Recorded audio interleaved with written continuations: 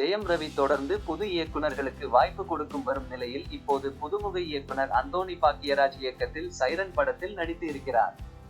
இப்படத்தில் அனுபமா பரமேஸ்வரன் மற்றும் கீர்த்தி சுரேஷ் என 2 கதாநாயகிகள் நடித்துள்ளனர்.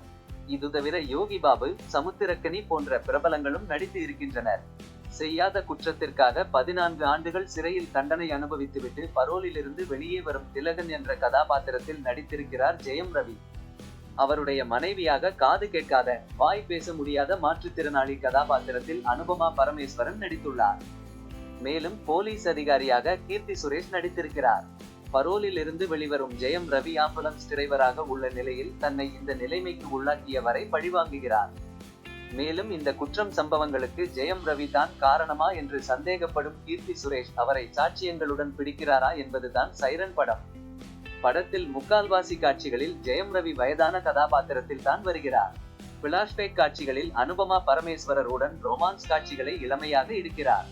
மேலும் 14 வருடங்கள் செய்யாத குற்றத்திற்காக மனைவி மற்றும் மகளை பிரிந்து தனது வாழ்க்கையை தொலைத்த ஒருவரின் பழிவாங்குதல் அவருடைய பார்வையில் இருந்து சரியாக தான் இருக்கிறது. மேலும் மகள் மற்றும் தந்தை இடையே பாசப்பிணைப்பு படத்திற்கு கூடுதல் பிளஸாக அமைந்திருக்கிறது. படத்திற்கு மைனஸ் பாயிண்ட் என்றால் முன்னணி இசை மற்றும் பாடல் சற்று கை கொடுக்கவில்லை. மறுபடியும் ஜெயம் ரவிக்கு கண்டிப்பாக சைரன் படம் வெற்றியை கொடுக்க உள்ளது.